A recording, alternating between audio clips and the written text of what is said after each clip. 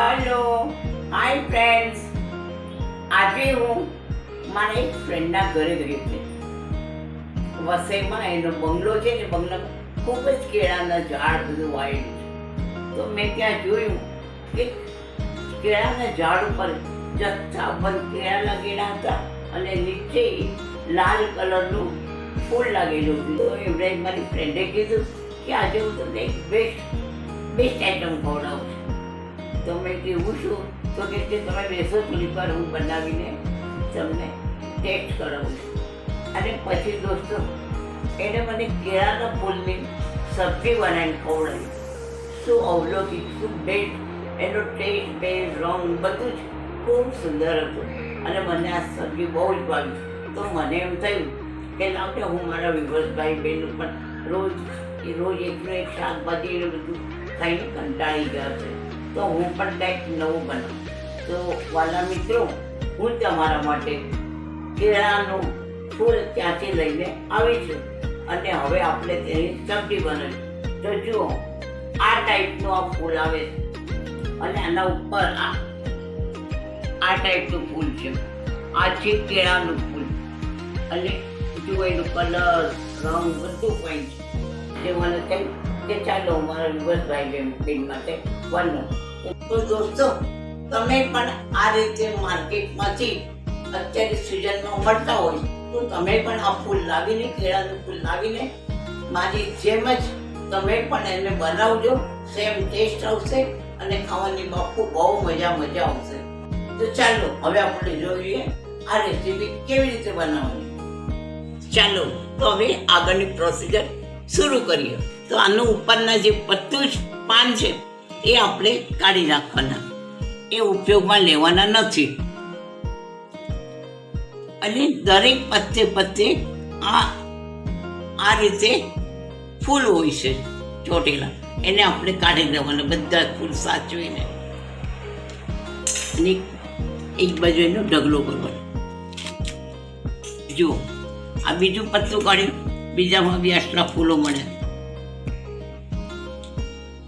હવે આ રીતે આને બધા પાન કાઢી, બધા આ જે અંદરના પીળા ફૂલો છે એને ઢગલો કરવાનો.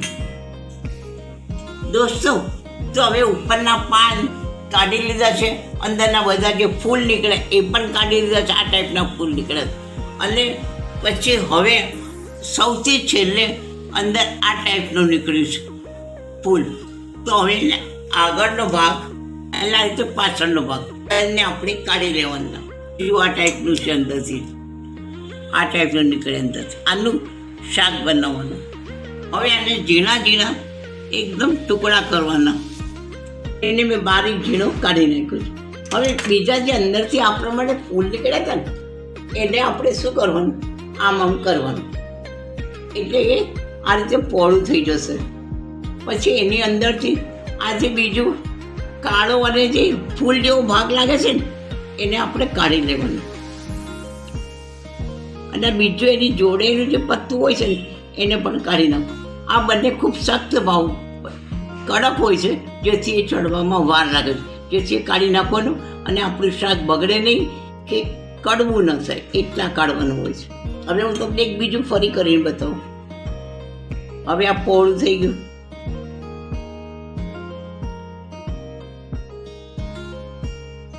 હવે આ જે ભાગ છે જુઓ, એને કાઢી નાખીશું.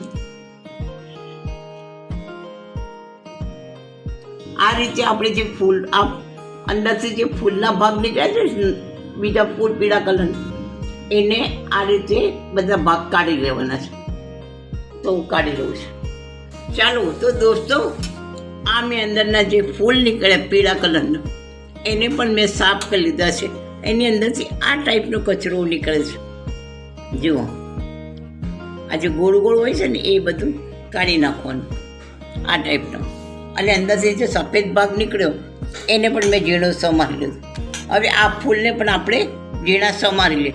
આ એટલી બધી હેલ્થફુલ અને હેલ્ધી ડિશ છે જેનાથી આપણને પાચન શક્તિ પણ સારી મળે છે, બધી જ જાતના વિટામિન્સ મળે છે, આયરન મળે છે અને લોહી પણ વધે છે, પાચન શક્તિ વધે, યાદશક્તિ વધે છે, આપણા હાડકાં મજબૂત બને છે. માટે માત્ર શિયાળાના ટાઈમમાં તો આ આપણે શાક બનાવીને ખાવું જ જોઈએ, જેથી આપણી બોડી મેન્ટલ રહેશે. તો હવે ચાલો આને હું સમારી લઉં છું. હાય હલો, તો ચાલો આપણે થઈ જાઓ રેસીપી જોવા માટે તૈયાર અને હું બનાવવા માટે રેડી છું. ચાલો ફટાફટ શરૂ કરીએ. આ જે અંદરથી નીકળ્યા આ કેળાના ફૂલમાંથી જે પીળા કલરના ફૂલ નીકળ્યા, અંદરથી જે સફેદ ભાગ નીકળ્યો એને મેં વ્યવસ્થિત ધોઈ અને 2-3 પાણીથી ધોઈ નાખ્યા અને એને મેં ઝીણા સમારીને રેડી કર્યા છે. આ મેં લીધા છે 3 નંગ બટેકા નાના, એને મેં સમારીને છાલ કાઢીને રેડી કર્યા છે. આ 2 કાંદા લીધા છે, આ 1 ટમાટર લીધું છે, આ ટોપરું લીધું છે, આ તેલ છે, આ હિંગ છે, આ આમચૂર પાવડર અને ચાટ મસાલા, આ લસણ આદુ મરચાંની પેસ્ટ, આ મીઠું, આ કાશ્મીરી મરચું, આ મેં વઘાર માટે લવિંગ મરચાં, આખા લવિંગ મરચાં, 1 સૂકું મરચું અને પત્તા લીધા છે. આ મેં લીધું છે જીરું, આ કાળા મરીનો પાવડર, આ લીધો છે અજમો, આ લીધી છે હળદર. તો ચાલો રેડી. હવે આ કઢાઈ ગરમ થઈ ગઈ છે, એની અંદર આપણે થોડું તેલ નાખીશું.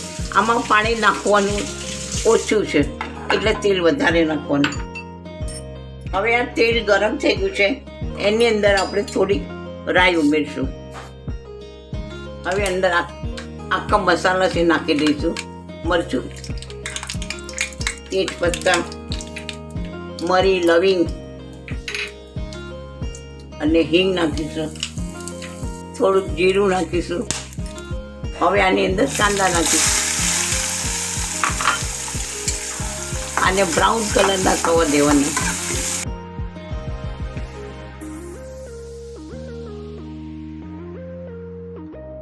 હવે આની અંદર આપણે હળદર નાખીશું, થોડીક મીઠું નાખીશું અને આને બફવા માટે મૂકી દઈશું.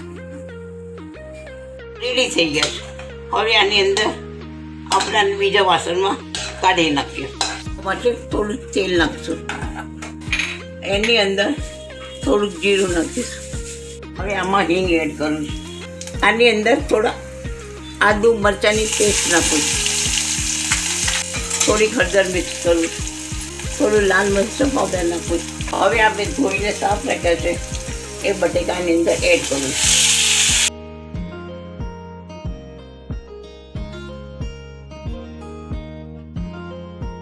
તો દોસ્તો, આ આપણું બટેકાનું શાક જે છે એ રેડી થઈ ગયું છે. અને આ બીજી બાજુ જે આપણે અંદરથી નીકળ્યા કેળાના ફૂલ એ પણ બફાઈને રેડી થઈ ગયા છે. જેથી હવે હું એનો ગેસ બંધ કરું છું. હવે આ રીતે અંદરથી પાણી કાઢી નાખવાનું. હવે આ જે કેળાના ફૂલ છે સમારેલા એ હું અંદર એડ કરું છું બટેકામાં. ઉપર મેં રાખ્યું છે. હવે આની અંદર કાંદા પણ એડ કરશું. હવે આની અંદર ટમાટર પણ એડ કરશું. હવે આની અંદર જે પ્રમાણે તમે તીખું ખાતા હોય એ પ્રમાણે આની અંદર પેસ્ટ નાખવાની. થોડો અજમો નાખવાનો, 2 ચમચ લઈને. મરી પાવડર નાખવાનો,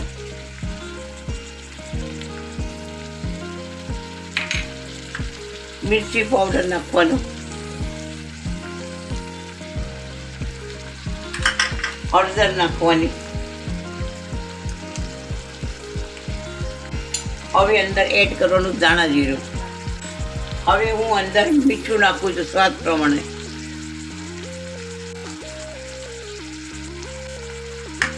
હવે ટોપરું એડ કરું છું થોડુંક. હવે આની અંદર હું થોડું પાણી એડ કરું છું.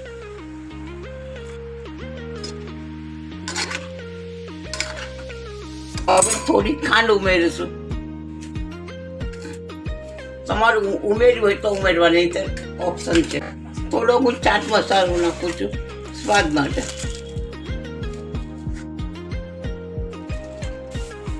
કટલાસ માટે થોડોક આમચૂર પાવડર નાખું છું.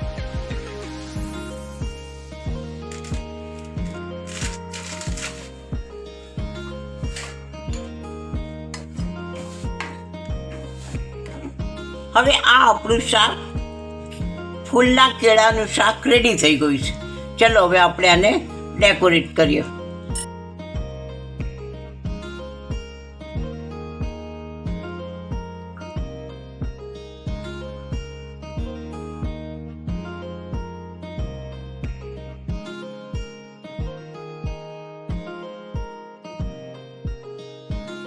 ચાલો ત્યારે આ કેળાના ફૂલનું શાક થઈ ગયું છે રેડી, ખાવા માટે તૈયાર.